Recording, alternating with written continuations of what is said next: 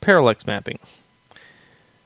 Parallax mapping is really fooling the geometry surface to look very, very deep.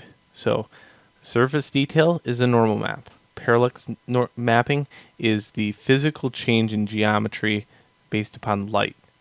Okay, that's different from a displacement map. A displacement map actually displaces the surface, which will be showing maybe not in this thing because actually Unity doesn't have a displacement feature. Blender does, but it doesn't have one in Unity. So if I generate a displacement map in Blender, it means squat back in Unity, really.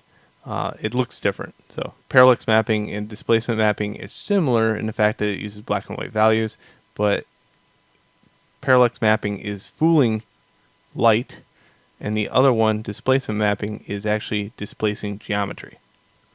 Alright, so to do this, we have to do a few things weird in Gimp, so gotta bear with me here.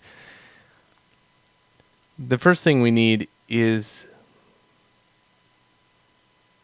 the darker value one. Oh yeah, that's right. Okay, so if we take this and duplicate it, and then go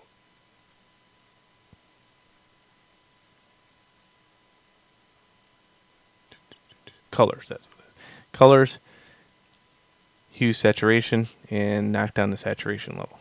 Okay, then we do the colors, levels, and again I single out black.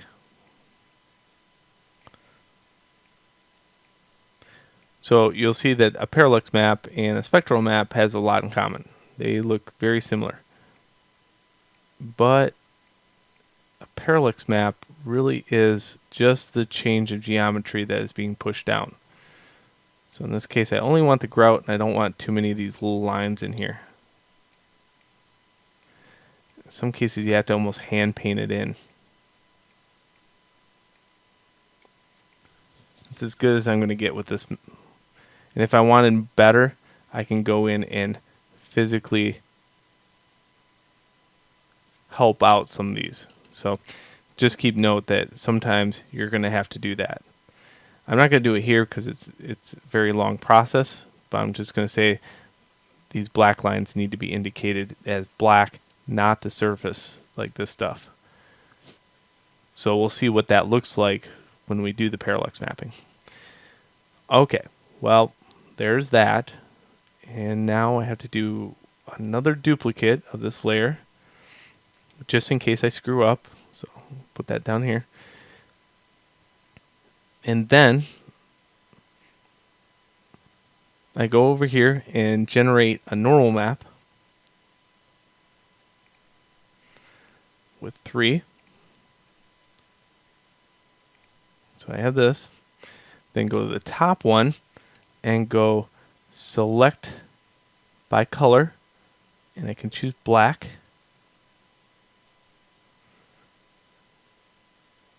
Then I go to the background, right click, remove alpha channel, right click, add alpha channel. Okay, I can see the alpha over here, and what I want to do is hit delete on the keyboard. And you can see there's now change on the alpha.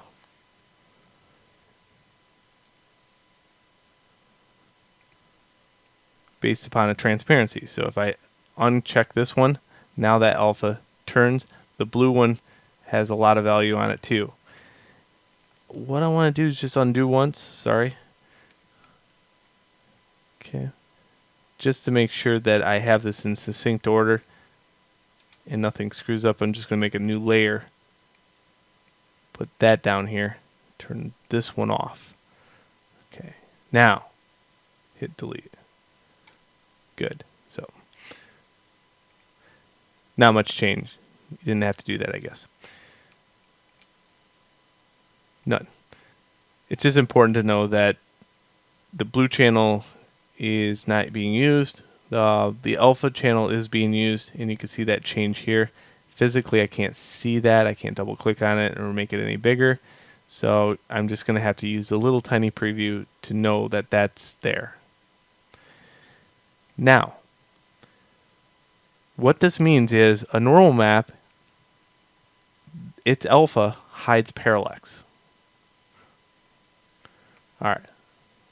Just like the color map hides spec. Not all engines are like that, however, so just know that only Unity is very special in the fact that it hides its other data in the alpha channel. In most cases, this is just a different map altogether. So block normal map with par for Parallex. And I'll just label this Gimp.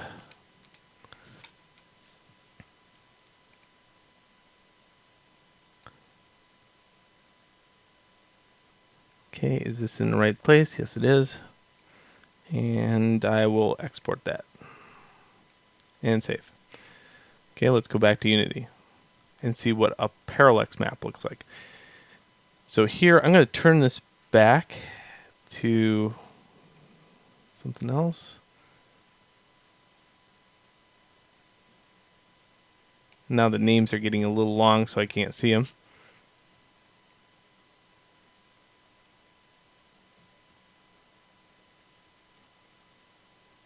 I think it's this one. Nope, that's high res.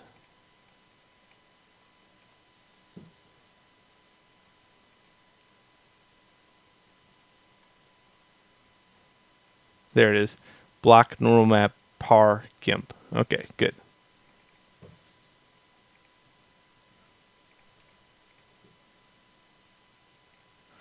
Alright, so a little bit something funny happened here. So it's got bump and specular, but bump has a new thing in it, so it doesn't understand. Here, I'm going to change this to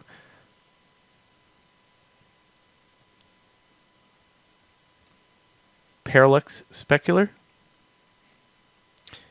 So now it has a color, has a normal map that needs to be fixed, and it also has a height map that I have to indicate with the alpha. Alright, look at that groove. Isn't that amazing? It looks just like rock. Here, let me adjust the height a little bit for you. I can lower the groove. Is that not amazing or what? But you can see that it really runs off black, and the fact that this dent right here, you can see that moving up and down. So wherever you want to see the change of that being dropped, you might not want it there. But look how much stuff I have to play with now. I have shininess. I have normal map. And now I have height map or parallax map. So there's the terminology again. So it's called displacement, height, or parallax. Is it not freaking confusing or what? Right? So that is that. That's amazing, in my opinion. Now this is a very expensive shader to render, but if we wanted to make our brick on our building really stand out, we can paint a parallax map for it. Alright, so that's parallax mapping in Gimp. Let's move on to Photoshop.